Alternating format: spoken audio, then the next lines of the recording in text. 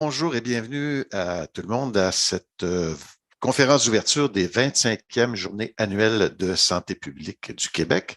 C'est un événement particulier d'abord parce que ça fait 3 ans que les Journées annuelles de santé publique se tiennent euh, pas en présence, c'est ce qu'on peut dire. Et donc, cette année, on reprend la possibilité que vous puissiez assister en personne aux événements. La conférence d'ouverture, elle, se fait en mode virtuel et elle se tient sous le thème Action climatique et santé surmobilisée sur les fronts planétaires et locaux.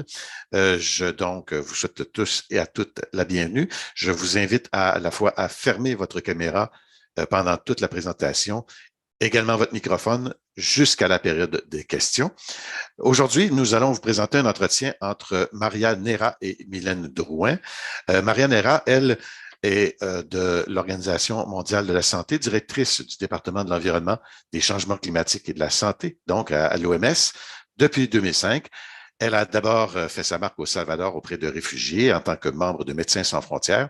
Elle a aussi servi dans différents pays africains qui connaissaient des conflits armés et elle vient tout juste d'être nommée sous-directrice générale par intérim de la division couverture sanitaire universelle, amélioration de la santé des populations dans l'équipe de direction du siège de l'OMS. Marianne Ray est spécialisée en endocrinologie et en maladies métaboliques. Elle détient également une maîtrise en santé publique. Et la France lui a décerné la médaille de l'Ordre national du mérite. En 2019, elle a figuré dans la liste des 100 personnes les plus influentes en santé et en changement climatique. Pour ce qui est de Mylène Drouin, la Dr Drouin agit comme directrice régionale de santé publique de Montréal depuis 2018. Auparavant, elle y a occupé différents postes, celui de chef médical du développement des individus et de milieux sains et sécuritaires, directrice médicale adjointe aux programmes et partenariats et responsable du service préventif en milieu clinique. Elle est médecin spécialiste en santé communautaire et donc Mylène Drouin est aussi responsable d'enseignement de clinique à l'École de santé publique de l'Université de Montréal qu'on appelle l'ESPUM. Donc, aujourd'hui, sous le thème, je le rappelle, de l'action climatique et santé se mobiliser sur les fronts planétaires et locaux, nous allons entendre une conversation entre les deux dames. Mesdames Nera et Drouin, à vous la parole. Merci beaucoup, Richard. Je tiens vraiment à vous remercier, là, Dr. Nera, de nous d'avoir accepté cette invitation. C'est un grand privilège là, pour nous tous et pour moi personnellement. Je vais faire cet entretien-là avec vous avec beaucoup d'humilité. Et je pense que ça va nous permettre, avant de commencer ces journées annuelles de santé publique, de vraiment bien poser la perspective planétaire de la lutte intégrée au changement climatique, puisqu'on a tous des actions à jouer à différents niveaux, de voir comment la santé a pris sa place dans cette lutte au changement climatique et la place aussi de la santé publique, comment on peut devenir un acteur incontournable.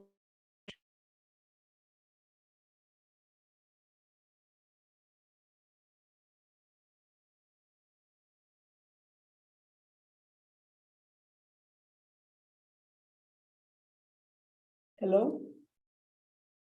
Vous m'entendez? Je vous entends? Est-ce que vous m'entendez? Oui. Maintenant, oui. Maintenant, oui. La dernière partie, je ne vous ai pas entendu. Désolée. OK. J'ai dit que j'allais me permettre de vous appeler Maria durant cet entretien, mais vous pouvez aussi m'appeler Mylène, là, même si on ne se connaît pas depuis longtemps. Alors, d'entrée de jeu, une des questions qu'on se pose, évidemment, l'OMS a déclaré les changements climatiques là, comme représentant la plus grande menace de santé de l'humanité. J'aurais aimé ça vous entendre un petit peu sur quel chemin vous avez parcouru pour arriver à cette déclaration-là. Est-ce qu'il y a eu de la résistance, tant à l'interne que des États membres, et comment vous avez surmonté tout ça là, pour arriver à la déclaration? Merci Mylène. Je me ferai un plaisir qu'un jour on puisse se voir au Canada ou ici à l'OMS à Genève. Certainement. On dit que la Suisse et le Canada ont plein de choses en commun, à part le fait que la Suisse est beaucoup plus petite, évidemment. Mais ça me fera un grand plaisir de vous voir et bravo pour tout ce que vous faites à la santé publique pour justement nous aider aussi et aider et contribuer à que les changements climatiques et l'impact sur la santé soient beaucoup plus visibles et que les gens y connaissent beaucoup mieux. Un grand plaisir d'être avec vous aujourd'hui. Vous allez voir à mon accent que je ne suis pas canadienne, je ne suis pas francophone non plus, donc je ferai de mon mieux de parler en français assez neutre pour qu'on puisse se communiquer. Mais bon, en étant espagnol, vous allez me passer quelques agressions à la langue française. Comme je vous disais, rien n'est facile en santé publique. Honnêtement, pour arriver à où on sommes aujourd'hui, que l'OMS puisse déclarer que les changements climatiques, ça fait partie c'est vraiment une grande crise de santé publique, ça n'a pas été un chemin facile. Je ne vais pas vous raconter les contraires. Ça a pris des années de résistance parce que, en principe, si vous voulez, la communauté internationale de santé publique est toujours un peu plus proche des maladies, de comment on va s'en occuper des côtés curatifs, quand on fait la prévention, c'est une prévention plus classique, les grandes campagnes de vaccination ou la prévention, la détection précoce de certaines maladies. Mais quand on parle de la prévention primaire, c'est-à-dire d'aller aux causes des causes, le fait qu'on a des grandes épidémies de choléra à nouveau en Afrique, c'est parce qu'on n'a pas encore arrivé à résoudre les problèmes des eaux potables et des assainissements. Donc, on continue à tourner autour de ça. Donc, comment on est arrivé à ça et pourquoi on l'a déclaré une grande crise de santé publique? C'est parce que fondamentalement, il va y avoir une espèce de désastre de la structure, c'est-à-dire c'est une failure, complètement un défaut de tout ce qui est systémique. Ça va toucher tous les piliers de notre santé. Qu'est-ce qui va faire le changement climatique? Il va voir qu'il y a plus de désastres naturels. C'est évident que ces désastres naturels vont avoir un impact, en général, très négatif sur notre santé. Ça va changer la transmission de certains vecteurs en créant des conditions beaucoup plus favorables pour transmettre des maladies comme la malaria ou le dengue, d'autres maladies transmises par vecteurs. Ça va créer des conditions difficiles pour avoir accès à l'eau potable qui commence à avoir déjà une difficulté de gestion des ressources hydriques. Donc, et ça, évidemment, ça va toucher à la santé. Ça pose un problème aussi pour la qualité de l'air qu'on respire. On a une pollution qui répond aux mêmes causes que les causes des changements climatiques, la pollution des combustibles fossiles. Donc, quand on touche à tous ces piliers de notre santé, c'est évident qu'on a un défaut organique, un défaut de la structure. C'est pas seulement qu'on a un building, qu'on a des problèmes de fenêtres, qu'on a des problèmes de la peinture. Non, c'est qu'on a des problèmes dans les piliers de ce building. Et c'est pour ça que c'est une des grandes crises qui nous menace. Les systèmes sanitaires ne seront plus jamais ce qui était, donc il faut se préparer à répondre à ça. Mais on ne va pas être pessimiste. On dit aussi que c'est une des grandes crises de santé publique, mais on dit aussi que si on est sérieux par rapport à l'exécution du traité de Paris, ça pourrait être aussi une des plus grandes opportunités de santé publique qu'on aura dans cette siècle. Une des plus grandes avancées. Est-ce que vous sentez que depuis que l'OMS met vraiment la santé à l'agenda de la lutte au changement climatique, qu'il y a un plus grand sentiment d'urgence des États de se préparer puis d'investir? Est-ce que vous sentez qu'il y a... Ça a longtemps été un regard très environnemental, biodiversité, etc., là, donc tout ce qui touchait... mais là, lorsqu'on met la santé, puis avec ce qu'on vient de vivre avec la pandémie, est-ce que vous sentez que ça secoue un peu plus les États?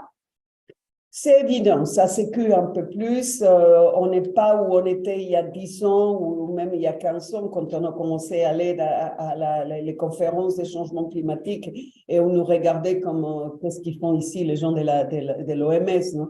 Pourquoi vous venez à la conférence, à la COP sur les changements climatiques? Aujourd'hui, ça secoue beaucoup plus, c'est sûr, mais par rapport au niveau des ambitions et d'urgence et des vitesses d'action, non, on n'est pas là du tout. on veut pas, c'est parce qu'on veut alerter et dire tout le temps, voilà une grande crise de santé publique, on vient à peine de sortir de la pandémie. Les gens, ils veulent même pas entendre parler d'une autre crise, d'un autre problème. C'est pour ça qu'on essaye de les mettre en positif, de dire, écoutez, le côté positif de tout ça, c'est qu'en fait, les mesures qu'on doit prendre pour lutter contre les changements climatiques, si on les regarde une par une, ce ne sont que des mesures de santé publique pures et dures, basiques. Il n'y a rien d'extraordinaire. Pour réduire les causes du changement climatique, qu'est-ce qu'on doit faire? On doit accélérer la transition à des sources d'énergie plus propres. Ça pourrait avoir un impact sur la santé tellement positif. Vous savez que chaque année, maintenant, on a 7 millions de morts prématurées. 7 millions de morts prématurées, ça nous fait 2 pandémies ensemble. Hein.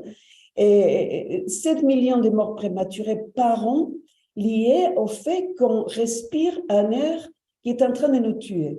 Et pourquoi cet air est en train de nous tuer? Parce qu'il est pollué. Pourquoi il est pollué? Une grande partie de cette pollution vient justement de cette combustion des combustibles fossiles qui est aussi à l'origine du changement climatique. Donc, premier message positif, c'est waouh, c'est un investissement qui est logique, c'est du bon sens et va avoir une répercussion très positive sur la santé publique. Deuxième chose qu'on doit faire pour lutter contre les causes des changements climatiques, c'est arrêter la déforestation, de détruire la biodiversité, l'écosystème. Waouh, à nouveau, si on fait ça, c'est pas seulement qu'on va avoir des bénéfices sur l'environnement et sur les causes des changements climatiques, on va avoir d'énormes bénéfices pour la santé. Déjà, on pourra prévenir beaucoup de pandémies ou épidémies qui viennent justement comme résultat de cette agriculture agressive, de cette déforestation, de cette destruction, guerre qu'on a avec la nature. Il n'y a qu'à gagner de ça. Et la troisième chose qu'il faut faire, c'est voir à niveau des villes, quelle mobilité on a. La mobilité qu'on a aujourd'hui, elle est polluante. La mobilité qu'on a aujourd'hui dans les villes cause des accidents. La mobilité qu'on a dans les villes fait qu'on soit très, très sédentaire, qu'on ne puisse pas marcher, qu'on ne puisse pas avoir des interactions sociales. Et pourtant, les conséquences vont être des maladies mentales, des obésités liées à ce sédentarisme, des maladies chroniques liées à cette vie très sédentaire, pas active, sans activité physique, et en plus à respirer tout cet polluant. Donc, on a tellement à gagner que ça, c'est notre truc, je dirais, notre tactique pour attirer les gens et ne pas leur donner tout le temps des nouvelles négatives, mais au contraire, les dire, écoutez, on va lutter contre le changement climatique parce qu'en fait, il y aura d'énormes bénéfices pour la santé et en plus, on va réduire la dépense sanitaire qui est énorme en ce moment, énorme. Et des fois, on utilise l'argument économique pour ne pas prendre encore plus d'actions, tandis qu'on est déjà en train de payer, les hôpitaux sont en train de payer, les maladies chroniques qui costent une fortune à la société. Donc, en fait, des win-win, de partout on regarde, il n'y a que des bonnes choses et des bénéfices si on est minimum intelligent, minimum, pas beaucoup. Mais c'est aussi la question de voir ces actions-là comme un investissement et non pas une dépense. C'est une façon pour nos sociétés de vraiment prendre conscience que avec la santé qui représente, en tout cas au Québec, plus de 50% du budget de l'État, si on n'investit pas sur les facteurs en amont, clairement, et on le voit là, avec les pénuries de main-d'œuvre qu'on vit, on ne sera probablement pas capable de faire face à la hausse des demandes. Mais les 3 éléments que vous avez apportés, les 3 zones d'investissement qui sont évidemment l'environnement bâti, la transition vers le sortir des énergies fossiles, ça fait partie du manifeste ou le manifesto là, que vous avez présenté avec très ambitieux, ancré sur les données probantes que vous avez présenté 6 recommandations. Il y en a une, entre autres aussi, que je trouvais intéressante et qui va encore plus en amont, qui était de ne plus utiliser l'argent des contribuables pour polluer. C'est quand même très ambitieux pour une organisation de santé de remettre en question, en quelque sorte, le système économique, notre façon de voir le développement, la croissance économique qui est un peu à la base de certains de ce qu'on vit aujourd'hui. Est-ce que vous avez eu comment vous pensez faire vivre cette recommandation-là, puis comment les suites que vous allez donner avec vos partenaires avec les États pour réduire ces investissements-là dans la pollution? Vous savez bien que le rôle de l'OMS, c'est surtout d'influencer, de faire des recommandations, d'avoir des standards de qualité de l'air, des standards presque de tout ce qui pourrait avoir un impact sur notre santé. Mais on n'a pas de pouvoir légal. Sinon, moi, j'irais beaucoup plus loin. Je mettrais en prison ceux qui utilisent encore l'argent des gens qui payent des taxes pour justement polluer mes poumons et créer des grands problèmes de santé. Mais on a au moins trouvé qu'il faut sortir des sentiers classiques quand on veut travailler en santé publique. On a fait plein de batailles comme ça, la bataille du LED, du plomb dans la gasoline, par exemple. Je ne sais pas si la population, les citoyens sont conscients de qu'en remouvant les plombs de la gasoline, on a probablement amélioré notre coefficient intellectuel parmi d'autres choses. Mais bon, c'est sûr qu'une fois qu'on les fait, on ne se rend pas compte des bénéfices de la prévention primaire, encore une fois.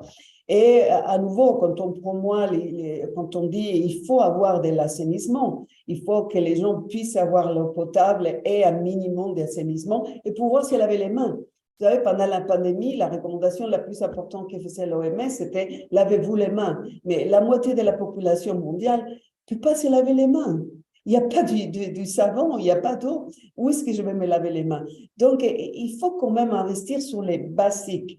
Et puis, on a dit dans ces manifestes que j'adore, je suis très contente que vous l'avez trouvé important aussi, parce que moi, j'ai trouvé que c'était quelque chose qu'on devait faire juste au début de la pandémie, quand tous les pays commençaient à voir sur quoi il faut investir pour faire les choses différentes. Alors, on a fait ces 6, on les appelait prescriptions, parce qu'on voulait donner ce nom médical, non? De dire ça, c'est une prescription.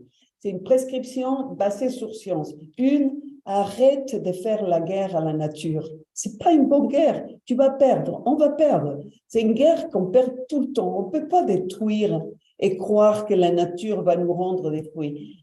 C'est absurde. C'est comme si un paysan qui cultive des tomates, une fois qu'il fait la récolte, il mettait de la lessive, enfin de l'eau de javel sur la terre. Ça serait absurde. Et nous, c'est ce qu'on est en train de faire. On détruit la nature qui nous donne à boire, à manger, à respirer et médecine. Tout ce qu'on a besoin, ça vient de la nature. Donc, il faut arrêter cette guerre stupide. Et il fallait les voix de l'Organisation mondiale de la santé aussi. Et puis, on est allé un peu plus loin en disant, bon, qu'est-ce qui est en train de nous tuer maintenant?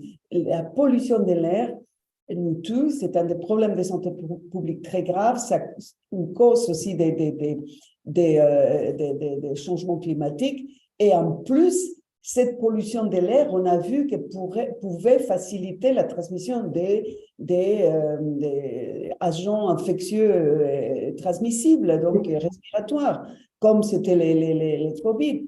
Alors, il faut faire quelque chose. Il faut accélérer cette transition aux énergies renouvelables. Et pour ça, quand on a découvert qu'il y avait des subventions, pas aux énergies renouvelables, mais qu'on payait encore des subventions, mais on parle des chiffres monumentaux pour subventionner les combustibles qui nous tuent. Enfin, ça, c'était quand même un peu, il fallait dire quelque chose. Le pouvoir qu'on a, c'est ce qu'il est. Mais il ne faut jamais avoir des limites à l'ambition en santé publique. L'ambition doit être au top et encore plus loin. Jamais mettre en limite à l'ambition de ce qu'on veut faire pour protéger la santé des gens. Il ne faut pas les enfermer, les mettre dans une boule. On ne va pas arriver là. Mais quand même, des choses qu'on sait qui sont en train de causer un tel damage, un tel impact négatif sur notre santé, si on peut, on va essayer de les enlever.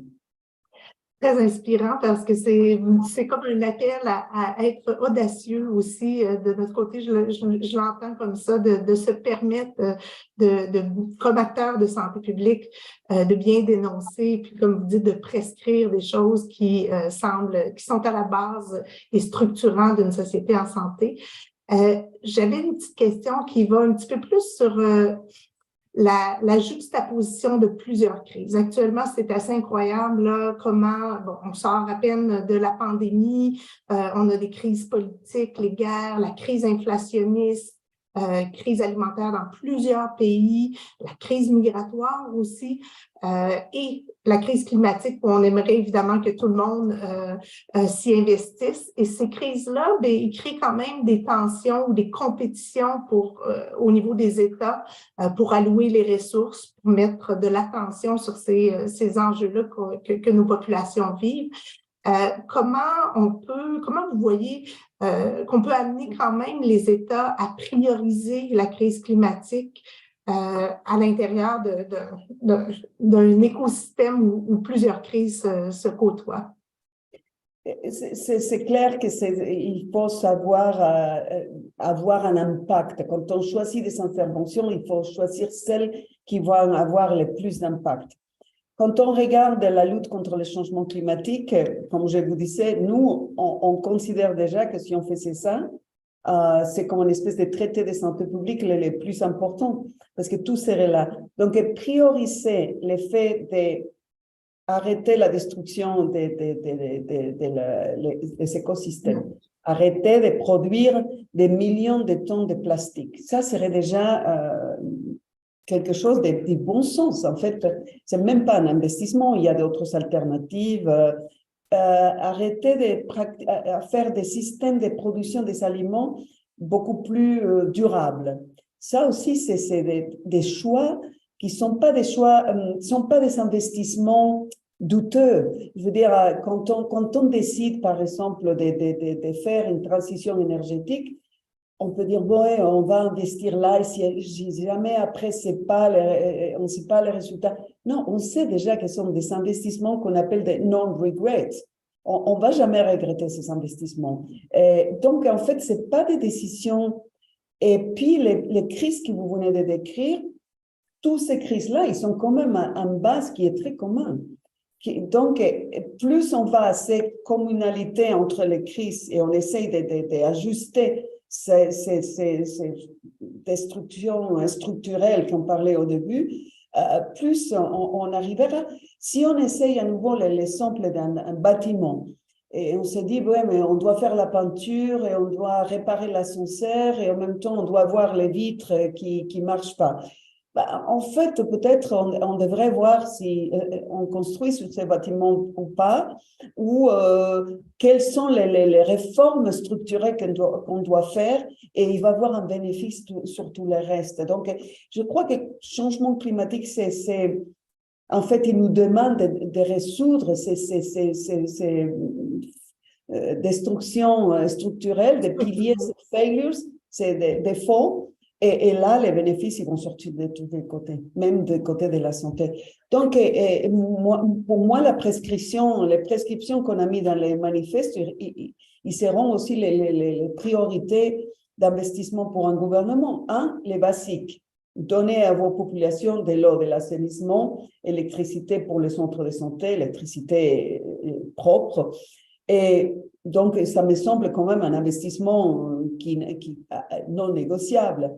Arrêter la destruction de la biodiversité, vous allez voir, ça va vous donner des bénéfices. Faites un système de production d'aliments beaucoup plus durable et faites consommation plus locale, évitez toute cette agressivité dans les pratiques agricoles ou le trade de wild animals et des choses comme ça.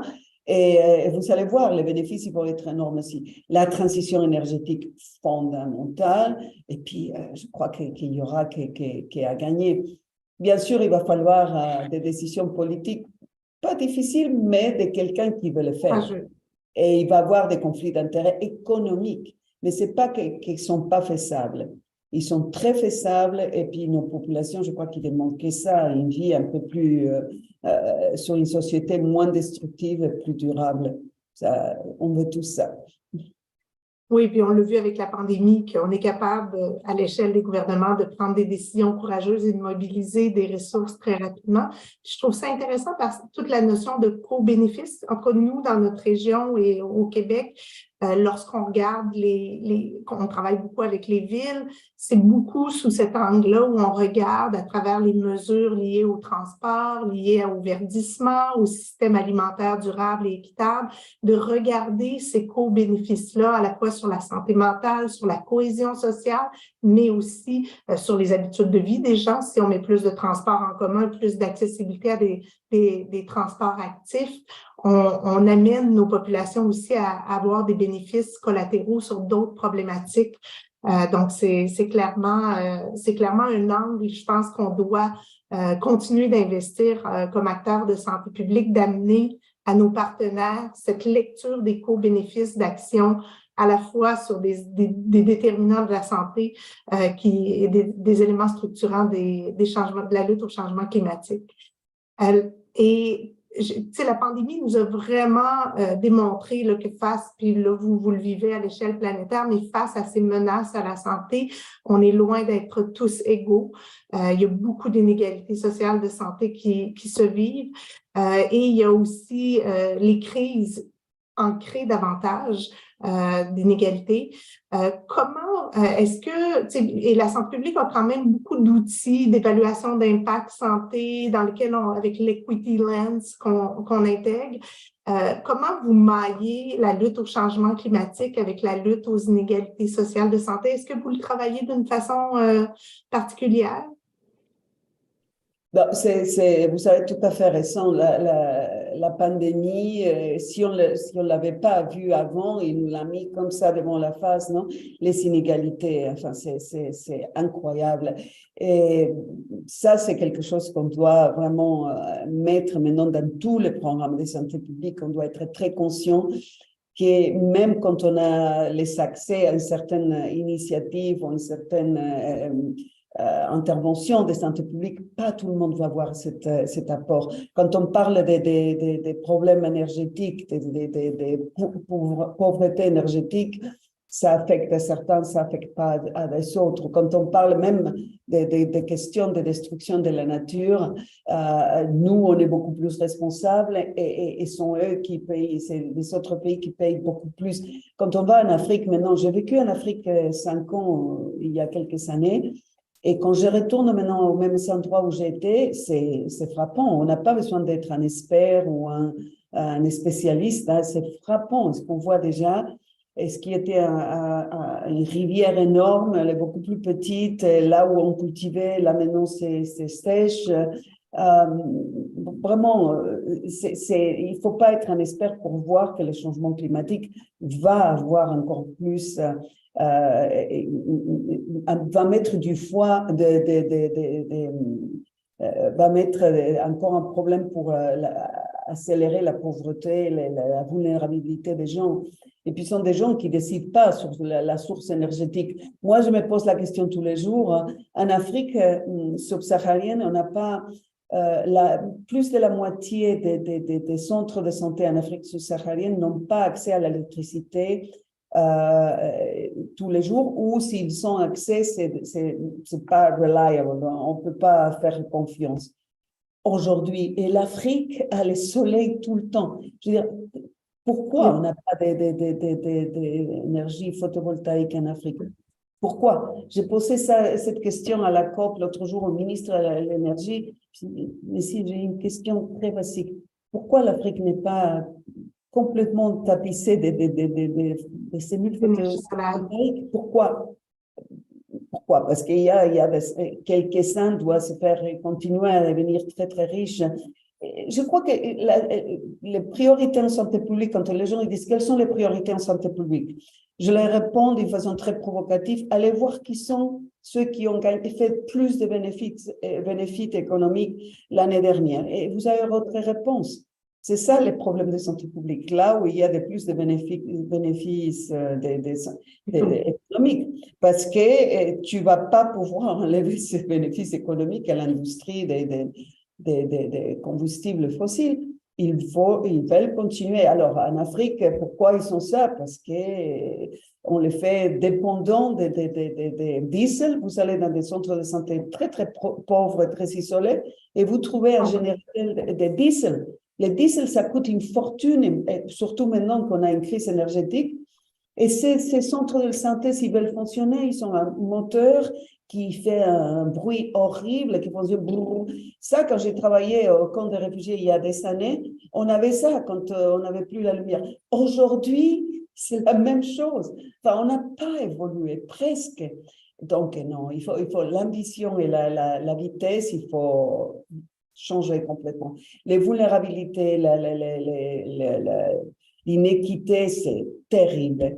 Et ça va se retourner contre nous. Enfin, au moins, peut-être cet argument va pouvoir mobiliser.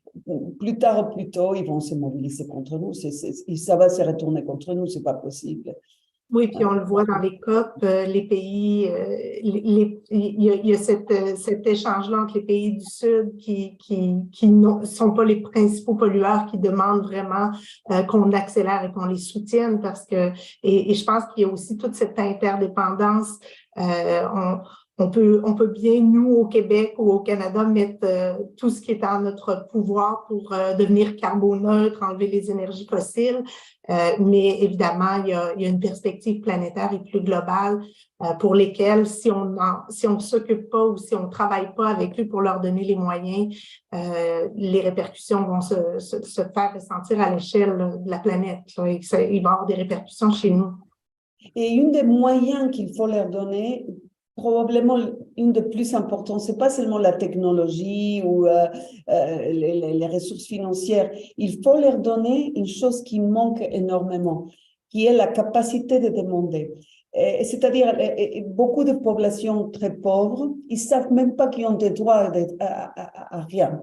Et c'est ça la première étape qu'on doit changer. Il faut que les citoyens africains puissent aussi faire pression sur leur gouvernement. Et que leur gouvernement, des fois, prend des décisions basées sur une certaine corruption et bénéfices économiques au gouvernement, pas pour les citoyens. Alors, il faut leur apprendre ce que nous, on a appris au cours des années, et à demander, à exiger, à avoir une conscience de qu'on a les droits. Et c'est ce qui est le plus triste quand on voit des gens qui ne savent même pas qu'ils ont les droits. Et ça, je ne sais pas comment on pourra les changer, mais il faut continuer à faire des pressions sur pour faire des pressions sur nos gouvernements, il faut que nous, en tant que citoyens, on sache les faire. Et si on ne sait pas les faire, évidemment, on ne va pas nous sortir de ces situations-là. Triste.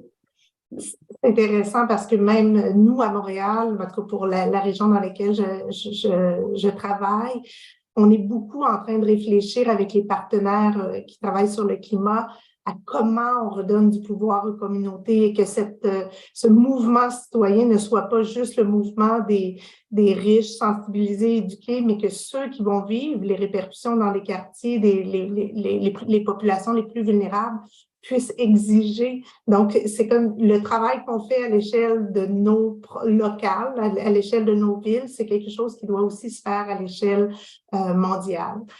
J'avais une question concernant la migration climatique. Puis je prends un petit peu une image assez simple. Lorsqu'un territoire devient plus aride ou moins propice à la vie, évidemment, les espèces vivantes ou tout être vivant va soit s'éteindre ou se déplacer. Fait qu'on le voit, les insectes, nos zoonoses migrent vers le sud, les animaux se déplacent. Eux ne rencontrent pas de frontières. Par contre, les populations, elles, évidemment, quand arrivent des événements climatiques extrêmes ou des situations où ils doivent lutter contre leur survie, lorsqu'ils arrivent pour se déplacer, évidemment, on a nos frontières qui nous délimitent, qui délimitent nos terrains. Au Québec, clairement, on le vit un flux migratoire. C'est rien par rapport à ce qu'il y a en Europe en termes, mais ça crée quand même une grande pression et des tensions. Est-ce que l'OMS, à l'intérieur de cette perspective-là de lutte au changement climatique, intègre aussi toute cette vision de santé, d'accès aux services de santé des populations, des mouvements migratoires? Absolument, absolument, parce que comme je vous disais, le changement climatique, ça touche à tout ce qui est les déplacements de population, les piliers de notre santé, l'accès à l'eau, à la nourriture et au shelter. Et évidemment, quand on voit des désastres naturels, la première conséquence, c'est que les populations vont se déplacer. Et ils vont se déplacer d'abord parce qu'ils ont perdu les ressources, c'est pas forcément parce qu'ils voulaient le faire ou parce qu'ils cherchaient mieux, c'est parce que simplement ils doivent se déplacer. Plus en plus de déplacements massifs dus à la manque de ressources hydriques. Ça, c'est déjà déplacements aussi dus à justement des désastres naturels. On ne peut pas cultiver, on doit se déplacer. Et si on ne fait pas d'une façon stratégique, une façon holistique aussi, une façon très, en voyant la situation géopolitique, je crois qu'on est en train de marcher sur une espèce de terrain vraiment très dangereux. Hein. À nouveau, il va falloir que, comme vous disiez tout à l'heure, quand on est au Canada, on essaye de faire le mieux au Canada, mais ce qui se passe de l'autre côté du monde, dans un autre continent, va avoir quand même aussi un impact, l'interdépendance qu'on a des uns des autres. Mais on ne va pas pouvoir, évidemment, stopper tous ces mouvements migratoires. L'OMS a un programme de migration et santé qui essaye de justement s'assurer que les réfugiés ou les migrants puissent avoir accès au système de santé national. Vous savez que pas tous les systèmes de santé nationale sont universels, gratuits. Donc, ça crée aussi, la plupart de ces gens-là vont être dans ces situations de soit illégalité, soit qui ne sont pas registrés. Et donc, oui, effectivement, on travaille beaucoup avec d'autres agences aussi pour ce problème de la migration et comment il y a ce débat aussi si on aura un jour une classification des migrants climatiques, réfugiés climatiques. Comme on a pour des questions de violence ou de guerre ou de déplacements comme ça, si un jour, peut-être, il va arriver à avoir aussi la catégorie, soi-disant, des réfugiés climatiques. Ce qui permettrait au pays de les accepter plus rapidement, ce qui faciliterait un peu ces mouvements-là. Mais c'est sûr que nous, dans la perspective de ces mouvements migratoires, moi, une question comme directrice de santé publique que je me pose, c'est dans nos plans, pas juste d'atténuation, mais dans nos plans d'adaptation au changement climatique, est-ce qu'on doit avoir un chapitre ou une section spécifique où on regarde comment on va faire face à ces mouvements migratoires comme pays d'accueil? Je pense que c'est quelque chose qu'on doit regarder de près. Parce qu'on le voit, là, les populations arrivent et nos programmes, nos services ne sont pas du tout adaptés actuellement là, pour être capables de faire face à ce flux de migrants dans nos pays. Alors, nous, on fait la promotion de ces programmes nationaux d'adaptation au changement climatique et c'est sûr qu'il faut tenir en considération dans un bon plan national d'adaptation au changement climatique tous les déplacements des espèces, des vecteurs de transmission, des conditions météorologiques, mais aussi des déplacements de population, peut-être même à l'intérieur du pays aussi.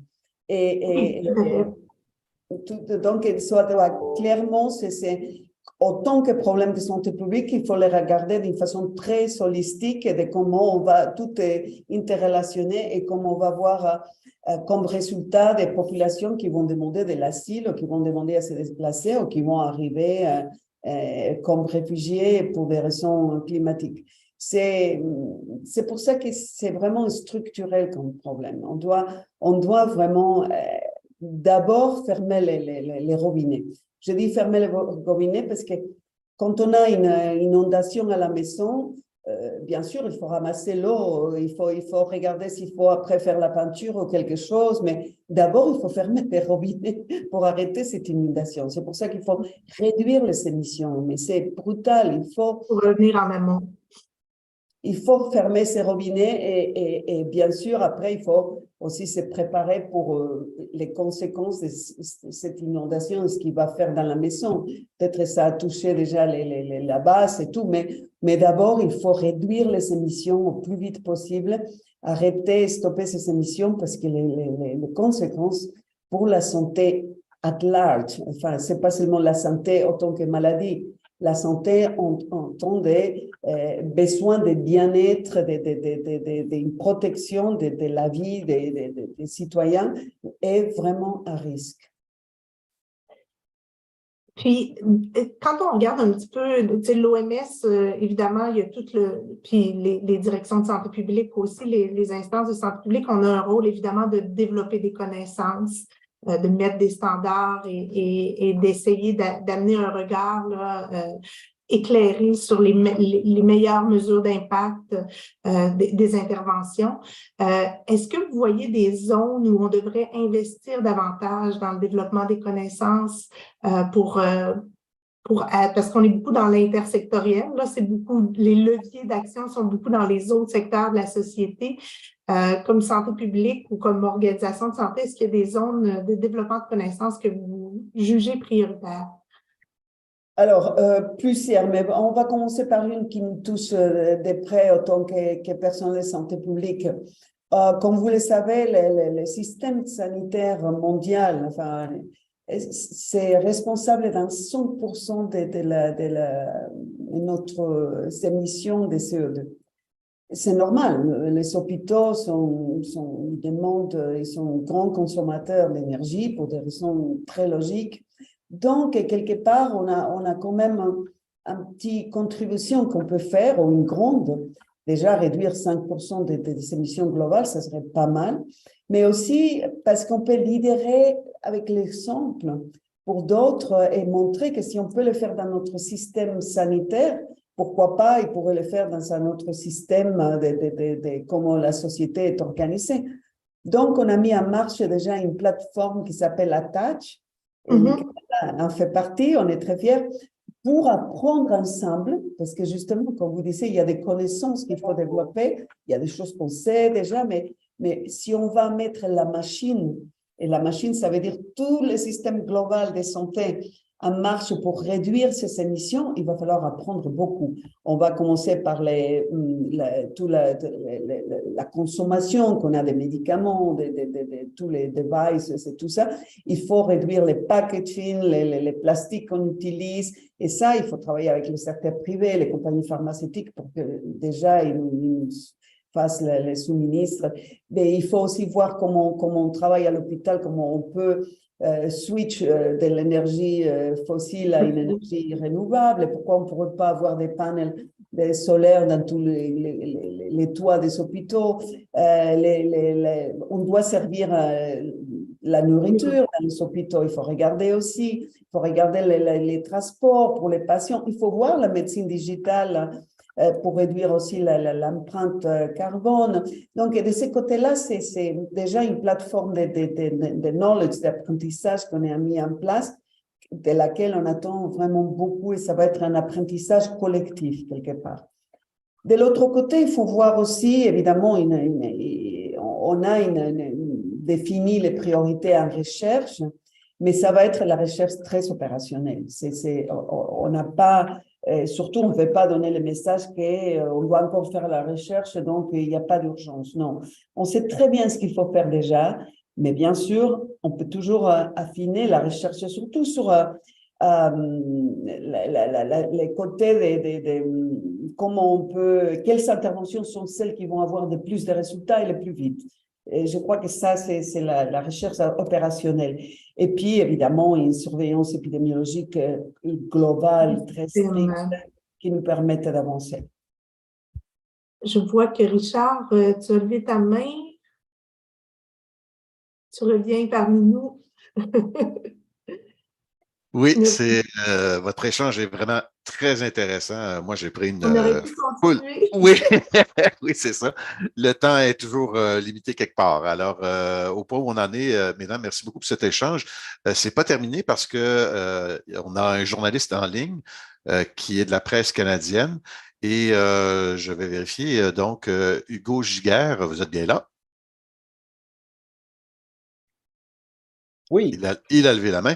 Alors, Hugo, vous avez une question à poser à l'une ou l'autre de nos conférencières? oui, ben en fait, j'ai trouvé l'échange très intéressant, effectivement. Je me demandais par contre, bon, on sait que la lutte au changement climatique, c'est l'affaire de tout le monde. Vous l'avez évoqué au début, le- le- le- l'aspect santé devait aussi prendre sa place et pas seulement laisser tout l'espace là, aux environnementalistes et tout ça, mais justement, je me demandais, est-ce que on a un petit mea culpa à faire? Est-ce que le volet prévention euh, de santé arrive un peu tard dans le débat, alors que les polluants atmosphériques, les enjeux sur justement les ressources, sur la qualité de vie, tout ça, c'est pas nouveau, là. On l'a pas appris en 2000, là. Ça fait des décennies qu'on le sait qu'il y a des impacts. Est-ce que la santé aurait pu ou aurait dû prendre sa place plus tôt? Je peux peut-être commencer pour la perspective. Euh, je pense que la santé, puis pour parler évidemment de l'action de santé publique, dans la perspective de mesures d'atténuation des GES, on est présent depuis quand même très longtemps, que ce soit, tu sais, on a des programmes de verdissement. Le dossier du transport est un dossier qu'on traite depuis, à Montréal depuis des décennies, pour amener le transport actif, le transport collectif plus présent. Mais c'est vrai qu'on ne l'a pas, je dirais, packagé ou on ne l'avait pas mis en tous ces dossiers-là, les systèmes alimentaires, on ne le travaillait pas avec la facture lutte au changement climatique. Et la perspective adaptation, donc comment on mesure les vulnérabilités de nos communautés, de nos populations face aux futurs aléas climatiques. On le faisait à la pièce, évidemment, on a des plans de mesures d'urgence, des plans d'adaptation face aux vagues de chaleur depuis longtemps, mais on n'était pas, je dirais, très intégré dans une perspective de lutte au changement climatique et de transition socio-écologique. Fait que vous avez raison, les dossiers étaient travaillés de façon très morcelée, contribuaient à la lutte au changement climatique, mais ne s'inscrivaient peut-être pas suffisamment dans le mouvement actuel en place. Je dirais depuis les 10 dernières années où on travaille de très près avec la Ville de Montréal, par exemple, tous les partenariats climat, il y a un rapprochement très serré de l'action de santé publique, de mettre la perspective des inégalités dans les mesures qu'on doit déployer. Puis du côté du réseau de la santé, là, ça aussi, c'est assez, tu sais, si je regarde là, les 10 établissements de Montréal, puis moi, je dis souvent, le réseau de la santé à Montréal, là, c'est une ville dans une ville. C'est des centaines d'installations, centaines de milliers d'employés, des milliers et des milliers d'usagers. Donc, on a un potentiel, puis c'est vrai, ça peut représenter jusqu'à 5% des émissions. Là, évidemment, il y a des initiatives, mais il y a peut-être un certain retard ou une accélération à faire là, pour inscrire les établissements de santé dans ce mouvement de lutte au changement climatique. Je pense qu'il y a une accélération qui doit se faire. Elle démarre, là, mais elle n'est pas encore en route. C'est assez variable et les standards ne sont pas encore, là, je dirais, on n'a pas de cible très, très fixée là, qui nous disent que tous les établissements de santé doivent réduire l'utilisation d'énergie fossile à tel niveau, etc. et tout ça. Donc, vous avez peut-être raison qu'on le travaillait, mais pas nécessairement dans le grand mouvement de la lutte au changement climatique. Marianne Hérard, vous avez vous aussi une réponse là, quant à ce postulat d'Hugo Giguère, comme quoi la santé publique est malheureusement un petit peu en retard là, par rapport à la progression des changements climatiques? Alors, justement, c'est une question très intéressante et je crois qu'il y a pas mal de gens qui pensent peut-être comme vous, Hugo, comme quoi on a commencé très tard. Mais j'ai regardé les documents et hier, on a eu une présentation sur ça. Ça fait 30 ans que l'OMS travaille sur les changements climatiques et santé avec les pays. Ça fait plus de 15 ans qu'on a une résolution de l'Assemblée mondiale de la santé avec 194 pays qui ont signé en disant oui, il y a un problème de santé publique lié au changement climatique et santé. Ça fait plus de 17 ans qu'on a fait les premières normatives sur la qualité de l'air, que je vois, vous avez tout à fait raison. Malheureusement, la prévention primaire, l'autre jour, il y a le ministre du Développement allemand qui me disait il n'y a pas de gloire dans la prévention primaire. Et c'est malheureusement vrai. On a très peu de gloire parce que c'est des investissements qu'après, on ne peut pas dire j'ai distribué 3 millions de tablettes pour le traitement de la malaria. Vous voyez, ça, c'est quelque chose qui mobilise les ressources. C'est-à-dire qu'investir sur quelque chose qu'on ne voit pas les résultats, parce que justement, on ne les voit pas, parce qu'on les évite, ça, vous voyez, c'est une question beaucoup plus difficile. Mais nous, on se bat depuis des années pour mettre la santé publique au cœur des négociations. On est allé au COP depuis des années. Je crois qu'une des premières, c'était justement au Canada. J'étais là-bas. On nous regardait comme qu'est-ce qu'ils font ici, ces gens-là de la santé, qu'est-ce qu'ils viennent faire ici, qu'est-ce qu'il est leur rapport. Tandis qu'on a des documents scientifiques depuis très bien longtemps. Une autre chose, c'est qu'on nous écoute, on nous donne les moyens et on reconnaît l'importance. Mais qu'on est là très fort et qu'on va faire de plus en plus fort, ça, je peux vous l'assurer.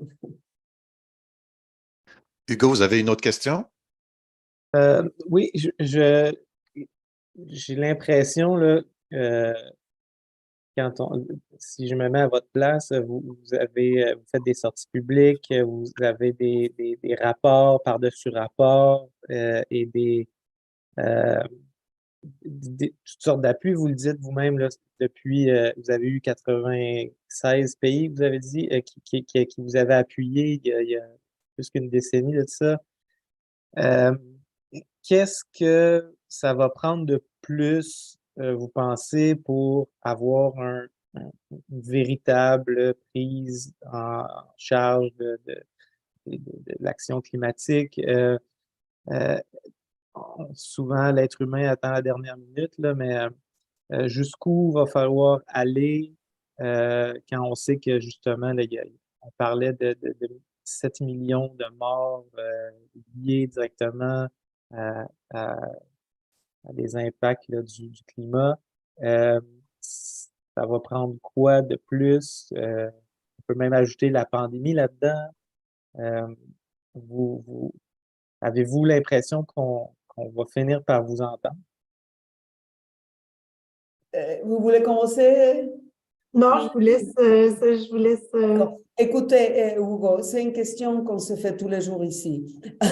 En fait, des fois, on s'est dit, bon, on a fait un rapport à l'OMS il y a déjà plus de 15 ans, comme quoi, si on met tous les facteurs de risque de l'environnement et on regarde l'impact sur la santé, on a vu que les 25% des maladies, des Global Burden of Diseases, l'impact global sur la santé, 25% des morts chaque année sont liés à des facteurs de risque qui viennent de l'environnement et qui sont des facteurs de risque qu'on pourrait modifier. Donc, c'est-à-dire, ce n'est pas des choses qu'on ne peut pas éviter, il n'y a rien à faire, qu'est-ce qu'on peut faire? Non, on pourrait très bien les éviter. Et par contre, donc, on parle de 13 millions de morts chaque année liés à facteurs de risque environnementaux, et parmi eux, les changements climatiques qui exagèrent tous ces risques, qui s'asservent tous ces risques. Est-ce que la logique dirait, bon, on va dédier 25% des ressources de la santé globale pour la prévention primaire? Non, on a 3%. Globalement, pour la prévention primaire, il y a moins de 3%. 97% des ressources sanitaires vont au curatif, à nos hôpitaux. Et ce qui est génial, je suis médecin moi-même, je ne voudrais pas du tout qu'ils réduisent les budgets qui vont aux hôpitaux, à la technologie, au traitement des patients, à la réhabilitation, il manquerait plus que ça. Les ressources doivent augmenter, c'est 3%, mais ils doivent venir des investissements qui font les ministres de l'énergie. Si les ministres de l'énergie prennent la bonne décision, c'est comme s'ils mettaient directement de l'argent dans la santé publique. Si les ministres du transport faisaient des bons investissements et des bonnes décisions, c'est comme si on mettait directement de l'argent dans la prévention des maladies chroniques, parce qu'on aurait moins de vie sédentaire, moins de contamination. Enfin, donc, cet investissement, qui maintenant est 97,3%, on ne veut pas leur monter les 3% en réduisant l'investissement sur les hôpitaux, sur les curatifs. On veut que cet investissement vienne d'ailleurs, des décisions surtout des ministres de l'Agriculture, des gouvernements, des luttes contre le changement climatique.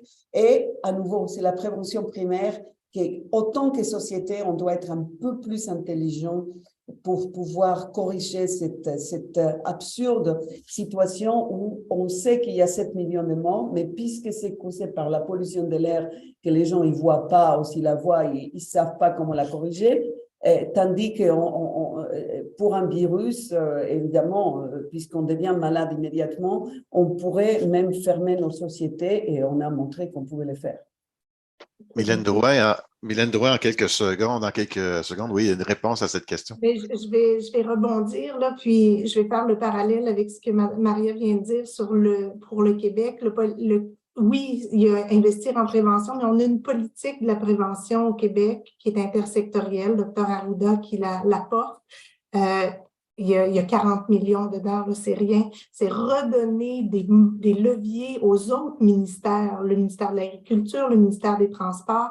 Donc, de rehausser ces investissements, ça ne veut pas dire d'investir nécessairement je serais contente qu'ils investissent dans les équipes de santé publique aussi, mais d'investir dans les secteurs pour leur donner les leviers de mettre en place plus de prévention dans les choix qu'ils font dans leur propre stratégie. Puis le dernier élément que je dirais, on en a parlé tout à l'heure, il faut changer la norme sociale, il faut amener la population à le demander. Nos gouvernements sont pris avec des lobbies économiques extrêmement puissants. Mais si la population, la population exige et demande, comment on amène à créer cette mobilisation-là pour que la population demande des politiques de santé ou des actions dans leur environnement qui vont en ce sens et voient l'impact que ça a sur leur vie, sur leur qualité de vie directement. Bien, je pense que ça va aussi passer par cette mobilisation-là. Mesdames, autant votre conférence aurait pu durer 3/4 d'heure de plus, autant la période de questions aurait pu s'étirer aussi. Je me réserve le privilège de vous poser peut-être une dernière question, étant donné que tout à l'heure, Marianne Erard, vous avez fait allusion au fait qu'il était important d'avoir des messages positifs, parce que ce qu'on entend, c'est changement climatique, mais aussi catastrophe climatique qui entraîne un nouveau mal qu'on appelle maintenant l'éco-anxiété. Que diriez-vous aujourd'hui aux éco-anxieux, Marianne Erard? Tout petit geste dans notre vie de tous les jours peut contribuer. Alors, que vous soyez un citoyen, père de famille, ou que vous soyez un professeur, ou que vous soyez un médecin, ou une infirmière, un journaliste, on peut tous avoir un impact.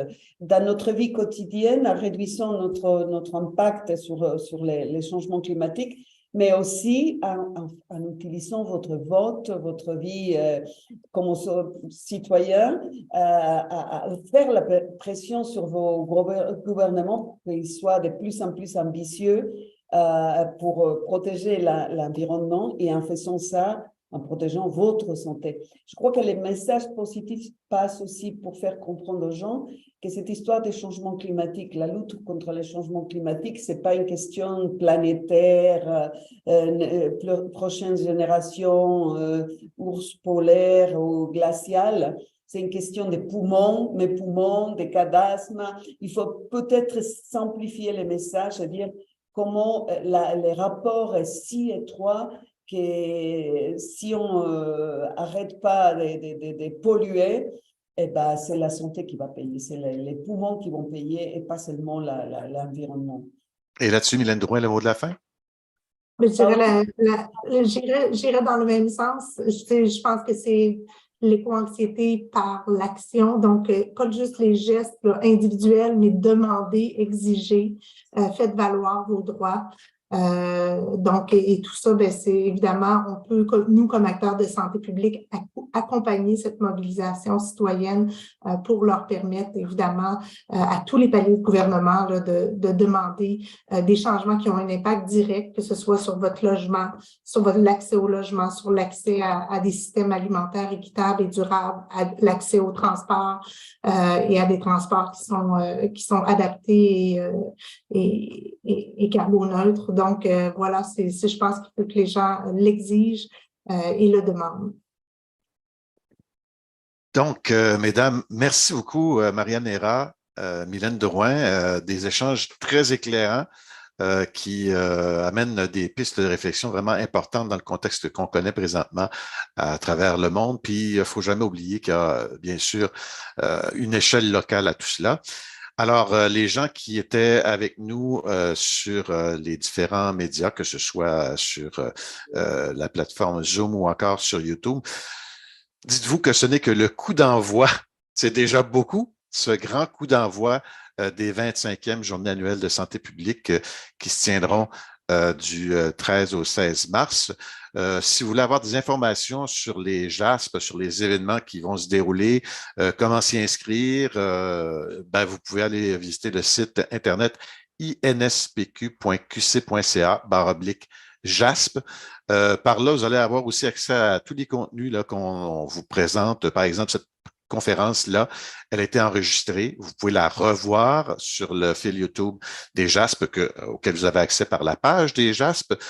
S'il y a des médias qui veulent également s'inscrire, obtenir des accréditations aux différents événements, vous pouvez le faire par courriel à médias au pluriel, sans accent bien sûr, @inspq.qc.ca.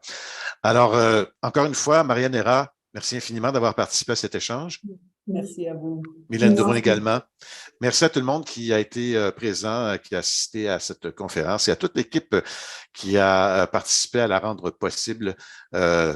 Souvent, derrière les écrans, il y a des gens qui sont là et qui font en sorte que le tout se déroule rondement. Merci encore à tout le monde. Au revoir. Merci beaucoup. Merci. Au revoir. Merci.